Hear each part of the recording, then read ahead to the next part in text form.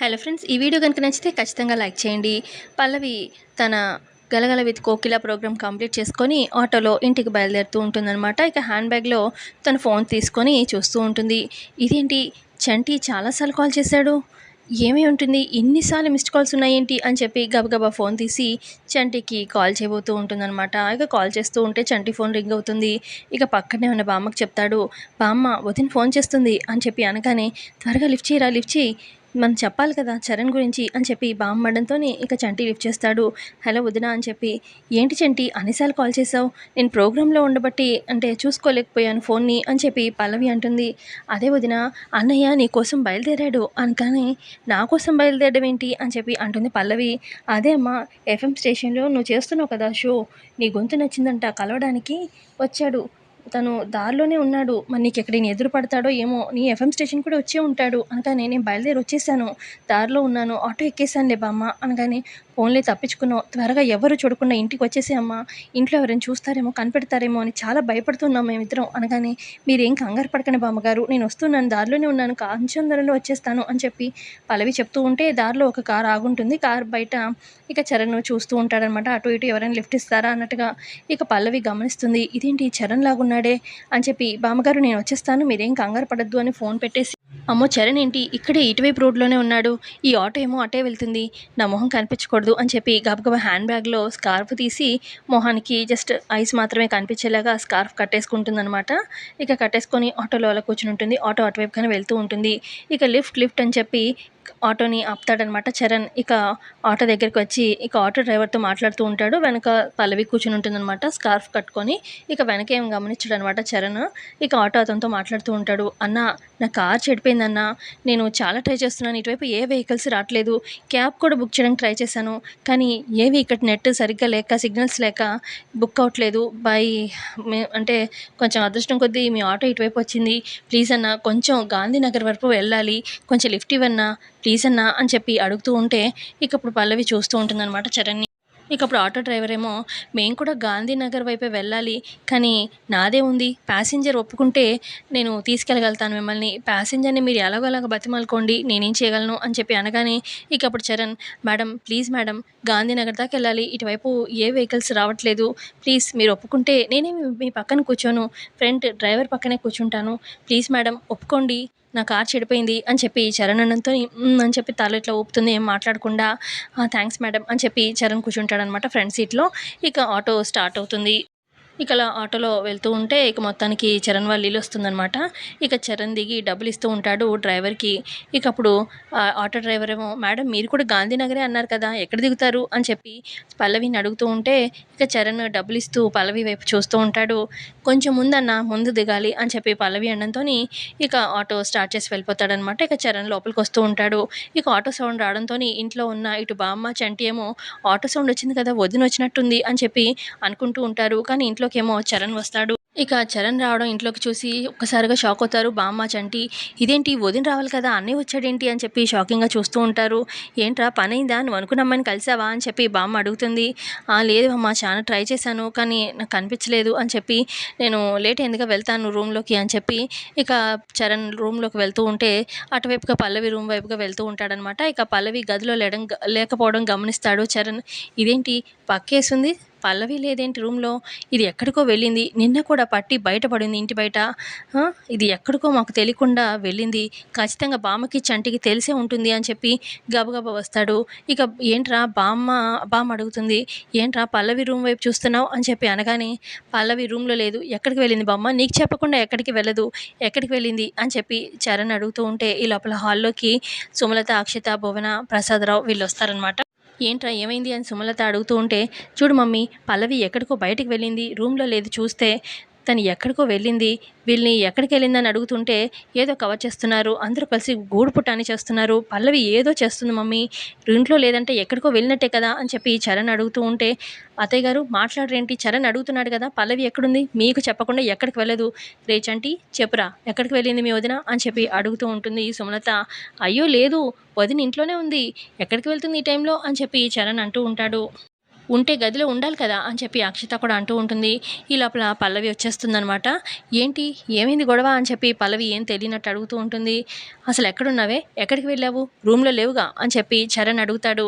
నేనెక్కడికి వెళ్తానండి, ఇంట్లోనే ఉన్నాను అనగానే, ఇంట్లో ఉంటే మరి రూమ్లో లేవుగా ఎక్కడున్నావు అని చెప్పి చరణ్ అడుగుతూ ఉంటే, వాష్రూమ్కి వెళ్ళానండి అనగానే, వాష్రూమ్కా అనగానే, అవును మరి నా గదిలో ఏం వాష్రూమ్ లేదు కదా, అందుకే వాష్రూమ్కి వెళ్ళొచ్చాను అని చెప్పి అంటుందన్నమాట పల్లవి.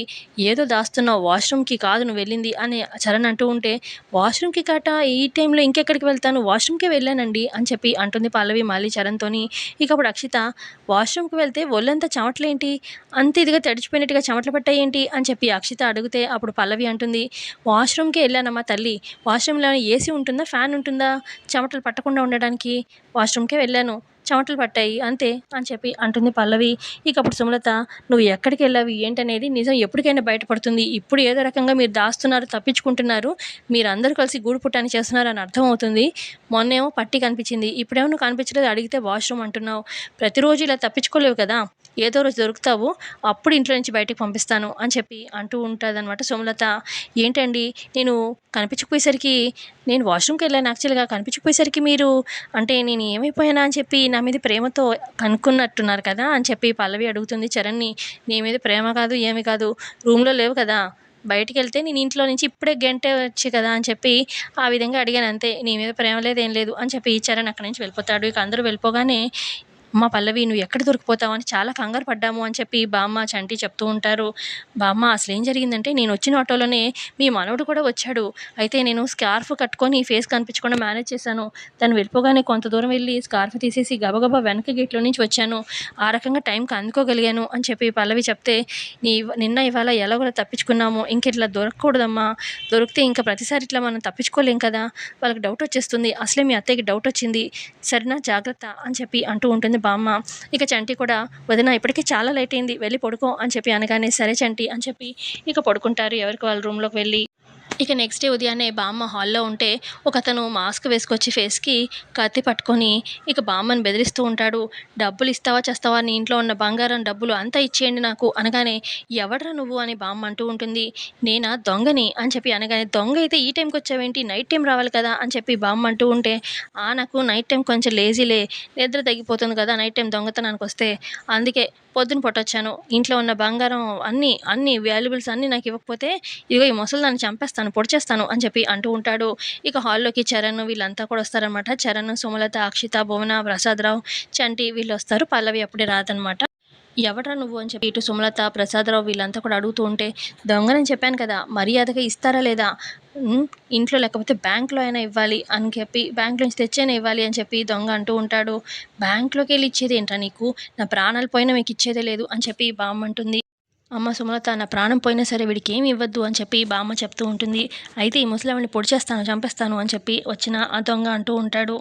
తెస్తారా లేదా బంగారం అంతా అని చెప్పి ఇక దొంగ అడుగుతూ ఉంటే, ఇంట్లో ఉన్న తీసుకురండి అనగానే, సరే తెస్తాము అని చెప్పి సుమలత, అక్షిత, భువన ఇంట్లోకి వెళ్ళబోతూ ఉంటే, ఆగండి ఎక్కడికి ఏం వెళ్ళొద్దు, మీరేమి తేవద్దు అని చెప్పి అక్కడ ఒక ఫ్లవర్ వాజ్ ఉంటే పల్లవి ఇసురుతుందనమాట. ఇక కత్తి కింద పడిపోతుంది ఆ దొంగ చేతిలో ఉన్నది. ఇక అప్పుడు పల్లవి గబగబా వచ్చి ఆ దొంగ చెంపలు 2, 3 వాయిస్తుందనమాట. టక టక కొడుతూ ఉంటే, ఇక ఇటు చంటి, చరణ్ ఇద్దరు వచ్చి ఆ దొంగని వంచి మరీ గుద్దుతూ ఉంటారు. ఇక దొంగేమో, అన్నయ్య ఆపండి అన్నయ్య, అన్నయ్య ఆపండి, నేను అంటూ ఉంటే, ఎవడ్రా నీకు అన్నయ్య, ఏదో సొంత అన్నయ్యని పిలిచినట్టు అన్నయ్య అన్నయ్య అంటావు అని చెప్పి చంటి, చరణ్ అంటూ ఉంటారు. నేను అని చెప్పి మాస్క్ తీస్తాడనమాట. ఇక వచ్చింది చందు, అంటే సుమలత మూడవ కొడుకు. ఇక చందుని చూడగానే ఇటు సుమలత, ప్రసాదరావు, బామ్మ, చంటి, చరణ్ చాలా హ్యాపీ ఫీల్ అయిపోతారు. వచ్చింది ఎవరు అని అర్థం కాక ఇటు పల్లవి, అక్షిత, భువన చూస్తూ ఉంటారనమాట. ఇక అక్షిత వాళ్ళకి అర్థం కాక చూస్తూ ఉంటే, ఇక చరణే చెప్తాడు, వచ్చింది చందు మా తమ్ముడు అని చెప్పి పరిచయం చేస్తాడనమాట. అవునా అని చెప్పి చూస్తూ ఉంటారు. అది అన్నయ్య మీ వైఫ్స్ పరిచయం చేయండి, వీళ్ళిద్దరూ నా వదినలా, చాలా స్మార్ట్గా అందంగా ఉన్నారు అని చెప్పి భువనని, అక్షితని చూసి ఆ చందు అంటూ ఉంటాడు. అయ్యయ్యో వీళ్ళు కాదు మీ వదినలు అని చెప్పి బామ్మ చెప్తుంది. ఇదిగో ఈవిడ అక్షిత చిన్నొదిన, చంటి భార్య, ఇదిగో మరి పెద్దొదిన ఎవరు అని చెప్పి అడుగుతాడు. ఇందాక నువ్వు దెబ్బలు తిన్నావుగా తన చేత్తో, తనే పెద్దొదిన అని చెప్పి పల్లవిని చూపిస్తాడనమాట ప్రసాదరావు. ఏంటి ఈవిడ పెద్దొదిన, ఇంత భారీ పర్సనాలిటీలు ఉంది. అసలు గ్యాస్ సిలిండర్‌లా ఇలా ఇలా నడుస్తుంది అని చెప్పి అట్లా నడిచి మరీ చూపిస్తూ ఉంటాడనమాట చందు. అదేంట్రా మీ పెద్దోదిన్ని అమ్మ తర్వాత అమ్మ లాంటిది అలా ఎక్కిరిస్తావా అని చెప్పి ప్రసాదరావు అంటూ ఉంటే, నీకు తెలుసు కదా నాన్న నా మనసులో ఏదున్నా నేను దాగదు. ఓపెన్ మైండెడ్ ఓపెన్‌గా చెప్తాను. నేనేం మనసులో దాసుకోనని తెలుసు కదా! ఆ! అదేంట్రా అన్నయ్య ఇలాంటి ఆవిడని పెళ్లి చేసుకున్నావు అని చెప్పి పల్లవిని చూపించి మరీ అడుగుతూ ఉంటాడనమాట చందు చరణ్‌ని. ఏంటమ్మా ఏం మాట్లాడవు? అసలా ఎలా ఎలా పెళ్లి చేశారు ఈవిడకిచ్చి అని చెప్పి అంటూ ఉంటే, ఆవిడే చేసుకుందిలే పెళ్లి అని చెప్పి అక్షిత అంటూ ఉంటుందనమాట. మీ అన్నయ్య చేసుకోలేదన్నట్టుగా. ఇక సుమలత ఏమో అదంతా పెద్ద కథలేరా తర్వాత చెప్తాను.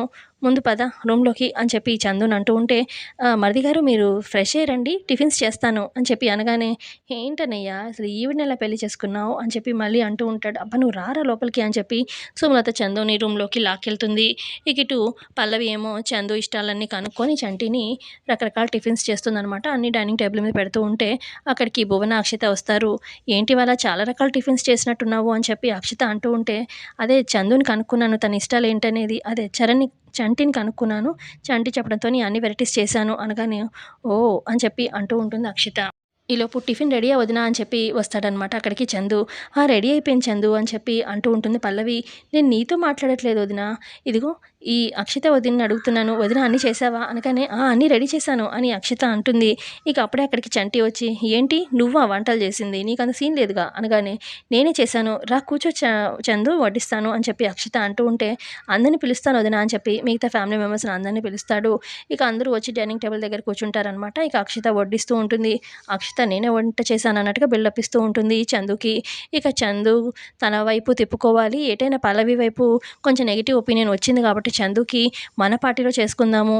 ఇతన్ని మన వైపు తిప్పుకుందాం అని చెప్పి అక్షిత చెప్తూ ఉంటుందనమాట మెల్లగా అక్కడున్న భువనకి. సో, ఇంతే అండి ఎపిసోడ్‌లో చూపించింది. ఎపిసోడ్ నచ్చితే ఖచ్చితంగా లైక్ చేయండి. Thanks for watching.